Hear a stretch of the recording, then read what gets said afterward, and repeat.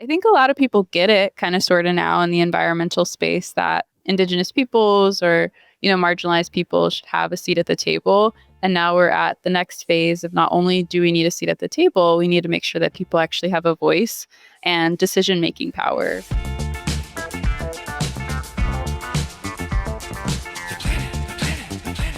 You're listening to A Climate Change. This is Matern, your host. I've got a great guest on the program this week, Leah Thomas. Leah's goes by the name of Green Girl on Instagram, so you can find her there. She wrote the book, The Intersectional Environmentalist. She's working on a new book, Earth as Mother, coming out in March of 2027, and has done a tremendous amount of other stuff we'll jump into. One of them is a podcast, As She Rises, which was, I think, out in October of 2025. So welcome to the program, Leah. Thanks for having me. Excited to be here. So tell us a little bit about your story as far as how did you get, interested in the environmental movement? Yeah, I would say I was born and raised in the Midwest, a little outside of St. Louis, Missouri. So a lot of my childhood really was spent like running around, catching toads, like digging holes and just living a very Midwestern life. But I never really thought I was an environmentalist. I never really heard that word. I didn't really go hiking or anything like that. So I just knew being outside was something that I enjoyed. And I guess that's really all you need to do to be an environmentalist, or, even if you're living in an urban environment, like if you go for a walk, you could technically be an environmentalist. But I didn't really know that at the time, until I started studying environmental science when I was in school. And when I was in college, this was kind of the beginning of like the racial justice movement that was happening across the United States, the Black Lives Matter movement. And I really felt like a piece of the racial justice conversation was missing, like ensuring that everybody had access to clean air, clean water, and a safe and healthy living environment. So I feel like I got into environmentalism by way of caring about equality and equity. And I just kept thinking like, oh, what would it look like in my college brain if everybody had access to clean air, clean water, and to frolic around in nature? Maybe all of our horrible problems wouldn't be here any longer. Obviously, that is a bit of a stretch, but that's what got me started on my environmental journey. And I just really hopped in. I did everything from being a, National Park Service Ranger intern to working in corporate sustainability at companies like Patagonia. And then I became a content creator and really just fell in love with everything that had to do with the environment. Right after college, or I guess a year after, I got a job as an assistant at Patagonia headquarters. And I was an assistant to Rick Ridgway and a man named Vincent Stanley, who was their director of philosophy. And essentially at the time, I was kind of just this very bright-eyed 22 or 23-year-old that didn't know much about Patagonia, puffer jackets, never owned one day in my life. But then I was working with this like climbing legend who was the first American to summit K2, and then also working with, the founder of Patagonia's nephew, their director of philosophy, as a personal assistant. So I'm so grateful for that experience because I met these really cool dudes who started this amazing company that was rooted in sustainability. So I saw what was possible. I thought it was so cool. They had a company that had on-site childcare, and we had a chiropractor benefit and a massage benefit. And, we would go to protests sometimes on our lunch break, or we would skip work altogether. And I took a bus up to San Francisco at 4 a.m. with my colleagues to go protest in San Francisco about the environment. So I'm really grateful that was an experience that I had so soon after college because I saw what was possible. And that's what led me to even, leaving Patagonia and starting my own thing, Intersectional Environmentalist, as a nonprofit, because I saw what could happen when you, think that maybe things could be a little bit better. And I wanted to live in, their example and try to start my own thing. So I had a really amazing time working at Patagonia, and I thought I was going to be there for the rest of my life. But I think because I worked there with these people who went, against the status quo, I told my boss, I'm like, I'm leaving because I have to, because this is what you taught me to do. You taught me to shake some stuff up. And it seems like now is the time to talk to people a little bit more about environment and equity. And I want to see how I can, create my own dream workplace or something like that. So I started writing books like The Intersectional Environmentalist and also built out IE as a nonprofit. That's great. Well, it's great that you landed at such an amazing company like Patagonia, which for those who may not know, the founder has, I think, dedicated pretty much all of the shares and money coming out of Patagonia to environmental causes. So that is very noteworthy and exceptional as a philanthropist and somebody who's looking out for the planet. So where did you go to next after you started your own thing? Yeah, so I started IE, the nonprofit, which again, I'm 30 now, almost 31. And I think I was 25 at the time. So I really, wow, there's a lot of life to live and lessons to learn. But I started it as a 25-year-old would do on Instagram. And it was just so crazy that I was posting about environmentalism and specifically the intersections of social issues and environmentalism. And there were thousands of people online that were saying, oh, okay, I want to learn about this. Where are the resources? So a bunch of other 20-something-year-olds around the country, started creating social media graphics about every topic from fashion to infrastructure to, farming, and showing people the connection between a specific environmental issue and then the communities it might be impacting, etc. And the whole goal, really, at the heart of it, was to help reshape environmental education to make sure that people would ask the question who in addition to the what. Because I feel like in a lot of environmental spaces, we know the what of a particular environmental issue. We might know there's pollution in a waterway or pollution in the air, or there's a specific problem we're trying to solve. But sometimes we don't ask the question who, like who is this impacting? Are there low income communities? Are there fishermen who depend on this polluted waterway? Are there indigenous communities, etc.? So that's all I really wanted to do. And it's been really fun, doing IE and everything like that. And then since, I guess, the last year or so, I've just been on the board and I started a crafting club. And I'm also just reconnecting with other things that I also really care about when it comes to sustainability. So I've been crafting and I'm working on a second book called Earth is Mother. But yeah, we've created over 1,000 resources since 2020 on Intersectional Environmentalist. And yeah, I'm really excited to have this new journey as a board member. Well, I was checking out a little bit of your stuff on Instagram and I was noticing, there was a lot of stuff about thrift stores and trying to encourage people to buy things that aren't fast fashion and some commentary about the challenges or the problems that fast fashion creates. And I would imagine that, we need kind of a cultural shift in that area so that people aren't just buying cheap stuff and more and more and more versus maybe, reusing the stuff we already have. Absolutely. And I think I am trying to show up in a way where people feel like they're not being shamed. I think for a really long time in the environmental space, people were maybe shamed for not making certain decisions, not having an electric car, not having $100 beautiful glass Tupperware that you can get on Goop. I love Goop.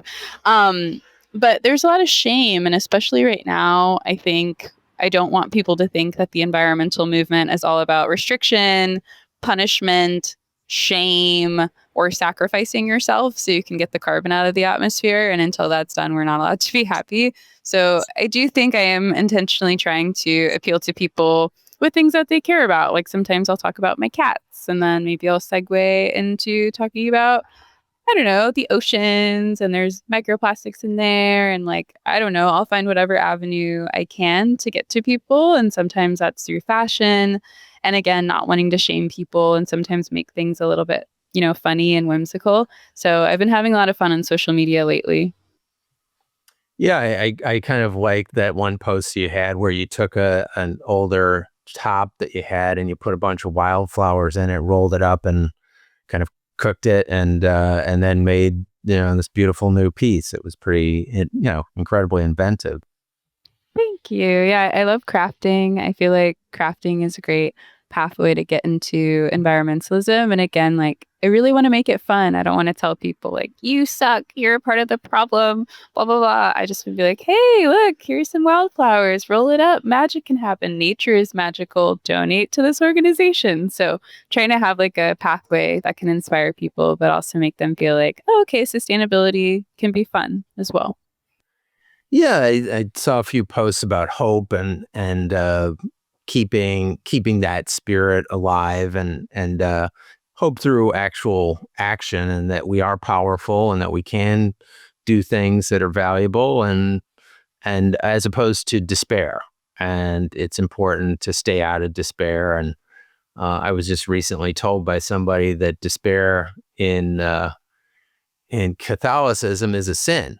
And I was like, oh, that's interesting. It's kind of like we have a choice to get out of despair.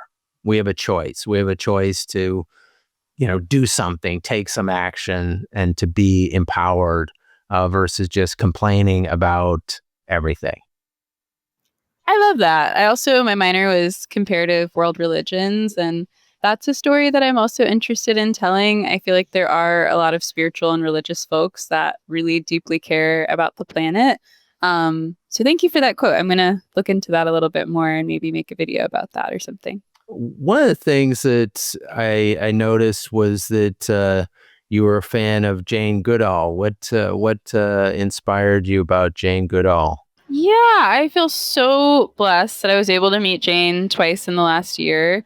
And what a rock star. Like the last time I saw her, she actually came to Pasadena and spoke at a high school. And there were so many families that were impacted by the wildfires, and the fact that she took her time to come out, spread joy, speak to the students. She was even like cracking jokes on stage. She was very funny. She was just so cool. And I feel like she really taught me, especially as kind of a shy, more reserved woman, that you can be reserved and still be powerful. Um, and I think I never really thought of Jane Goodall as an activist, but I really feel like she was. Um, Her team is also incredible, and the people she's been able to take along the journey, and just showing what it looks like when a woman takes up space in the environmental world. Um, yeah, just what an incredible soul, and definitely inspired me to think about environmental communications as a career. I think without her work, I don't know. I feel like the field of environmentalism would look so different. And yeah, I think I just want to try my absolute best to continue on her legacy and her work. She had a really great organization called Roots and Shoots, which was a children's educational program. So looking at ways to get involved with them. But yeah, I just feel really grateful that I was able to meet her this year. Yeah, she's such an iconic figure. I mean, I recall as a kid, over 50 years ago, seeing her on PBS or whatever with, her work with primates and stuff like this. And she was a force to be reckoned with. And as you said, kind of that quiet and strong model. You don't have to be shouting in order to be powerful. And she was such a great example of that.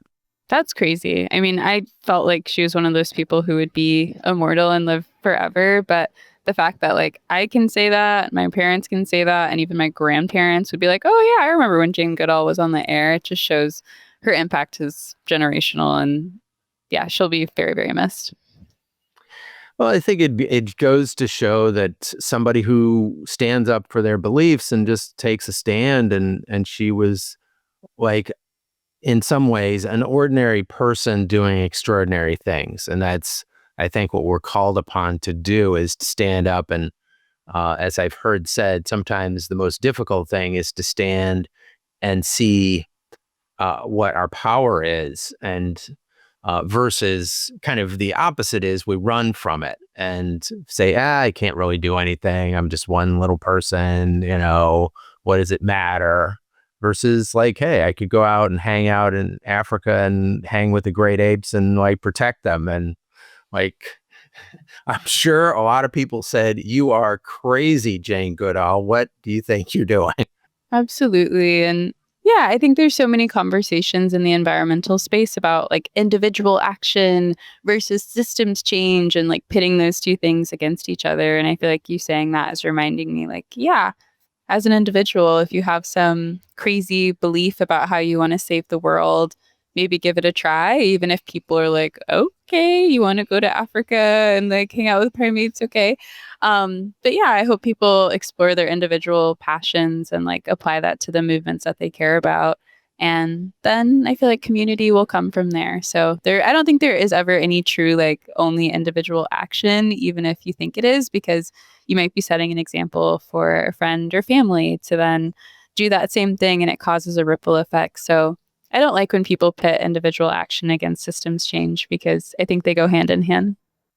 Well, as a friend said recently on the podcast, Rosa Parks refusing to get out of her bus seat looked like an individual action, but it sparked an enormous movement. So it all starts with individual action.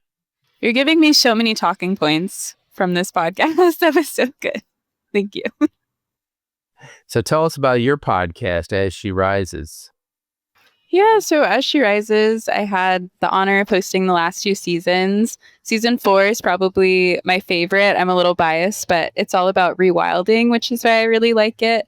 There's only 3 episodes all about how people have successfully rewilded or restored their natural environment. One of the episodes I really like is about the Billion Oyster Project in New York. And the fact that they're like putting a bunch of oysters into the sea to help clean it up is so fun.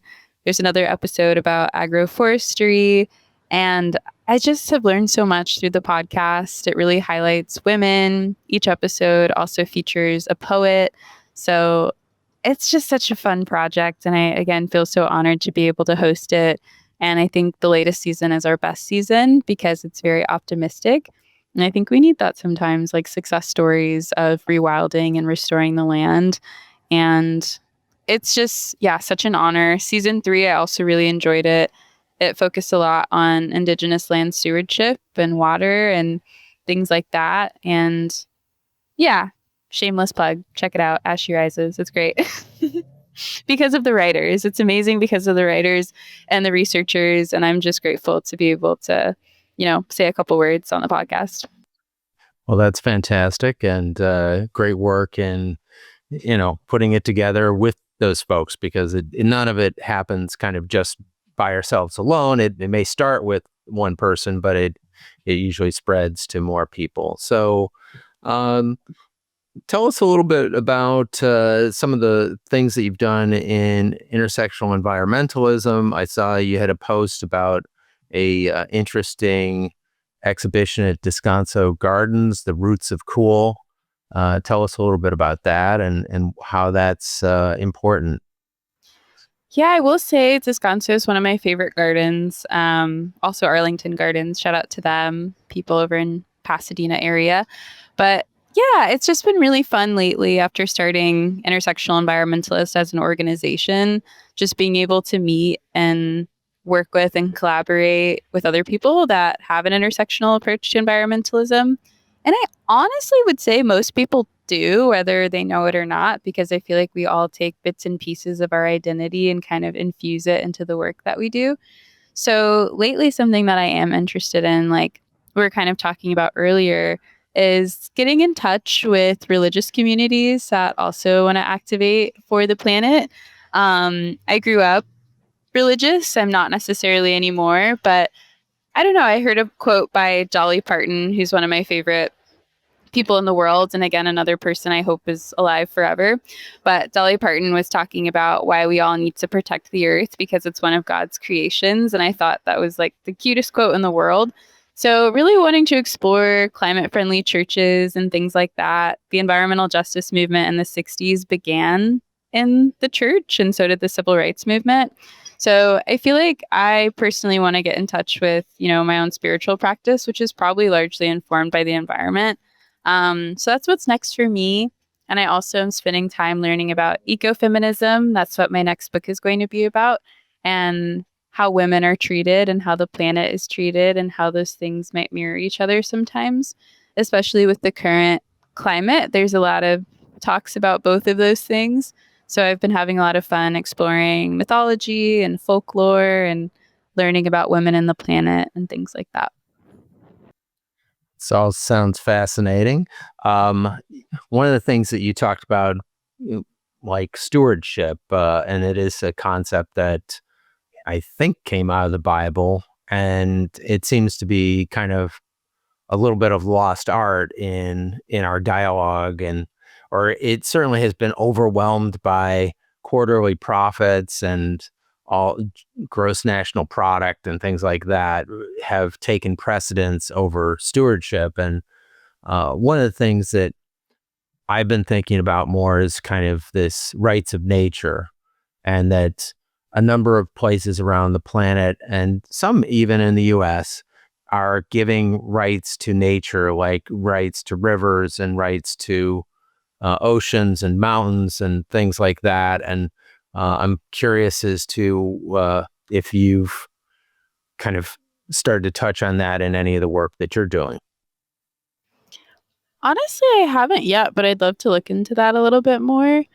I've seen some court cases, maybe not here, maybe in Australia, where certain mountains have personhood or rivers have personhood and like what that looks like exactly. But I'd love to learn more, but I haven't really gotten into researching that as much yet. Yeah, it's just something that I was talking to a couple people about recently and had kind of caught my eye. It's to making the environmental movement a bit more fun and exciting. And that's kind of like a fun, exciting thing, is like really just shift the paradigm. And we give rights of personhood to ships and to pieces of paper called corporations. Why shouldn't a mountain or an ocean have as much rights as a piece of paper or a ship? Wow. I hope they chop that up into a soundbite. Because I agree. You were featured on the Forbes 30 Under 30 in 2024 and the Time 100 Next in 2022 and Ebony Power 100. Lots of heady nominations and awards. How does that affect you? Give you more access to, people who are out there in the world influencing conversations as it opens some doors for you? Yeah, I think hmm. I mean, I feel really grateful for all of those things. I think it helps at times when I don't know. I would say the biggest privilege of maybe those things, or when I want to start other projects that maybe people be like, "Why are you doing this?" Like craft club. I started a crafting club in the last year. Um, I feel like those sorts of things earlier in my career have helped empower me to get to a position where I can do things that feel a little bit more closely in alignment with who I really am and how I want to show up with creativity in the environment.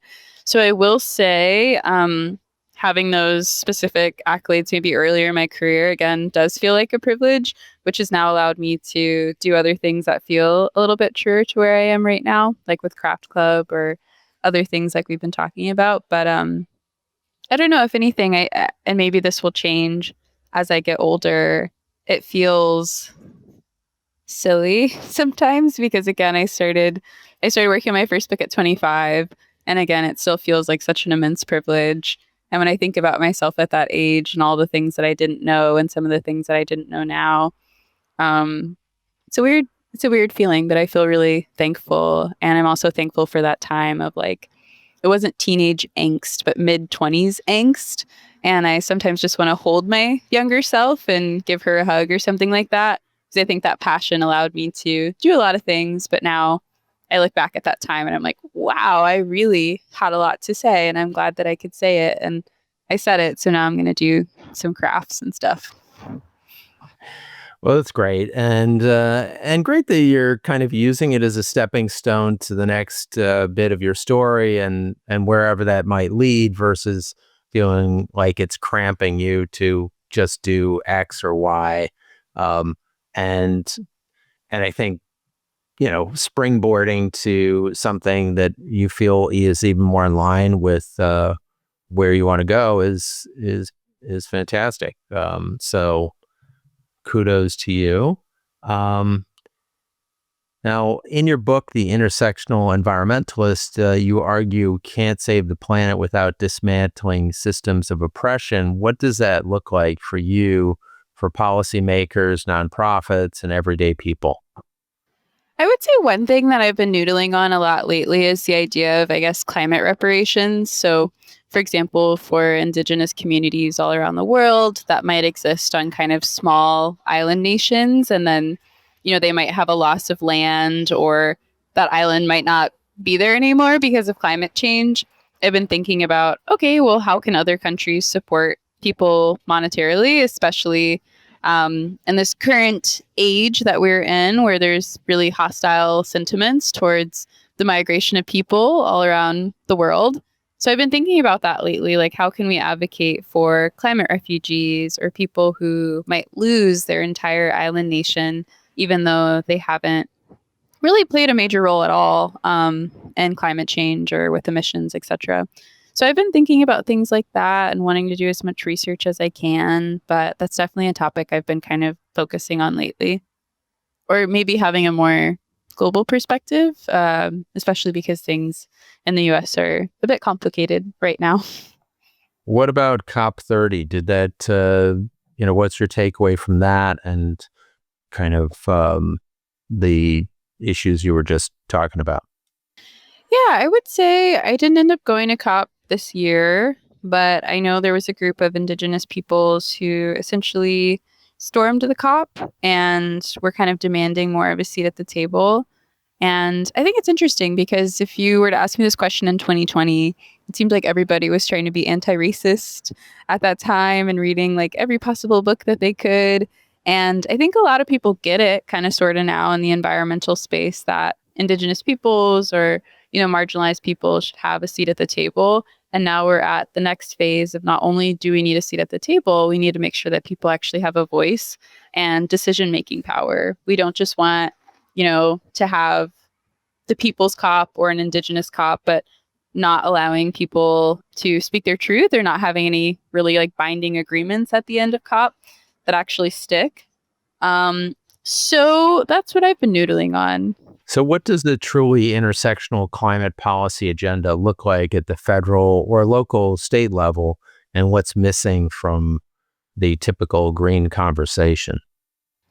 I would say making sure that, or maybe we could even define it globally or federally, just like what are environmental human rights and maybe calling them that environmental human rights, like making sure that these are also things that are enforced. And this stat is at least 10 years old, but so take this with a grain of salt. I need to get another one, but 71% of African Americans lived in counties that frequently violated federal air quality standards. So even white Americans was around 40% or so. So a lot of people are living in counties that are frequently violating air quality standards. So I think we actually need to define what are environmental human rights that everybody should have. And I think that should be, like I've kind of said earlier, like making sure everybody has clean air, clean water, and a safe and healthy living environment and access to organic produce and things like that. So in order for that to happen, we need to define what environmental human rights are and then also make sure that they're being equally enforced across the country, regardless of someone's, socioeconomic status, race, whether they live in a rural community, urban community, etc. So that's what I think like an intersectional environmental movement would look like if it were successful. And I feel like that shouldn't be controversial, but sometimes it is. It seems the current constitution of the federal government kind of unlikely that that's going to happen in the next year or so. What about the state governments, in particular California? How would you score California on kind of environmental human rights and things of that nature? Well, definitely better than some places, but not amazing. I think we have so much space where we could grow a lot more food. So even in urban environments, I feel like we need to have more fruit bearing trees. We are California after all. So I think that's something I would like to see change, like more community fridges and things like that. There's one down the street from me. And it's just so lovely to see residents get together to support one another. And I think, the wildfires were horrendous and probably the scariest thing that I've lived through in Southern California. But I think it did show that we can have each other's backs. Like the fact that food banks were so piled up, they had to turn away donations at one point. It showed that Californians and SoCal residents in particular, like, are waiting for an opportunity to get active and take care of each other. And it made me realize, as a state, I really do think we can care for each other better, even if we don't have the support of the federal government. So I think one thing I'd love the state to focus on is really just food equity and making sure that everybody has access to some of the amazing produce that we already grow that sometimes goes to other places in the country, but just to make sure people are fed, we get more trees and things like that so people don't struggle as much with air pollution or, lack of tree coverage. And then hopefully the biggest one is really improving our public transportation. And I know they're maybe exploring that when it comes to the Olympics, but I think us having better public transportation will also hopefully help decrease pollution, like air pollution and things like that. Well, I'm definitely a huge proponent of more people getting, or basically everybody should have their hands on organic food. And I tend to think that a lot of our health problems are caused by all the crappy food that is in our systems and in our supermarkets and feeding our kids. And to me, that's probably one of the top 3 investments that we could make, if not the top 1, in terms of improving our food quality and making sure that we're not putting toxins into our systems. Of course, it doesn't. It's interesting that it's kind of taken center stage in the Mandami campaign. We'll see how it plays out in real life and whether or not that he's able to effectuate a workable solution on the ground. Yeah, and it's interesting. I don't know. I feel like sometimes in America, we do forget that other ways are possible. And that's something that I want to research for an upcoming Instagram post. I'm like, we could have more affordable healthcare, or we could have regulations that make it so our food doesn't have all these horrible additives, and like here are examples of countries that have done it successfully. So yeah, it is really interesting when someone comes along and they want there to be free buses in New York. And hopefully that will inspire conversations all around the country. And if it doesn't happen, well, I think it's going to happen. But yeah, hopefully it'll just inspire the dialogue for people to think outside of the box and know that the systems that we have don't have to stay like this. Yeah, essentially, there's a lack of creativity in most systems, because it's like, oh, this is the way that we did it, so we just keep doing it the way that we did it, even if it's not producing a great result. It's just like, well, this is what we do. So for someone who's maybe listening for the first time to this podcast or to anything, who's never gone to a protest, never called their representative, what's one action you'd love them to take in the next 24 hours? I would say find their local environmental organization. Big shout out if it's an environmental justice org. Think about your city. I live in Glassell Park, California. So just type in your city, Glassell Park Environmental Justice Organization, and just know their name. Like if that's where we're starting, like know their name. If you want to take it a step further, sign up for their, mailing list or follow them on social media, because they will definitely email you and let you know when they might need help. So I would really say start as local as possible. Also look up your local community garden if you'd like, and just really do some research and get familiar with the specific environmental issues that are happening in your area, because I think that'll make you feel even more empowered. Because, for example, the community garden that's right by my house was made possible. Unfortunately, this area sometimes struggles with food insecurity, and in the past really struggled with like gang violence and things like that. And there's a community garden here that was built essentially on top of a former gang headquarters. But it's been beautiful to see how the city is kind of saying, like, no, we want to have each other's back. We want to feed each other, and we want the legacy of this town to be better, and saying that that's possible because of all the amazing, community members. So I would say everybody kind of like learn the history of your neighborhood and get involved with your local environmental org. That's great. You've shared tips like shopping locally, repairing, reusing, and ditching single-use plastics. If someone wants to start this week, what are 2 or 3 simple shifts that you'd recommend? I would say learn how to sew if you can. That's something that I started doing at the start of the year. I took some sewing classes. It just makes life more fun. And you also don't have to waste as much. And you can hold on to your things for a really long time. And you can mend things for your friends and family or kids. And I would say learn a skill. Like, you don't have to learn everything like I tried to do at the start of the year, but, even bread making, I make my own plant-based milks. I save so much money. I'm going to maybe do some sort of calculation. But once you start, it just gets so much easier. Like, why would I spend $8 on oat milk when I can make it at home and oats are so cheap? So if anything, I would say learn how to make something. So and Skillshare with your friends as well, because it's not all on you. Like, one of your friends is probably an amazing knitter, and maybe you can support them, and in exchange you can give them like plant-based milk or something like that. So try to create like a barter economy with your friends. That is very cool.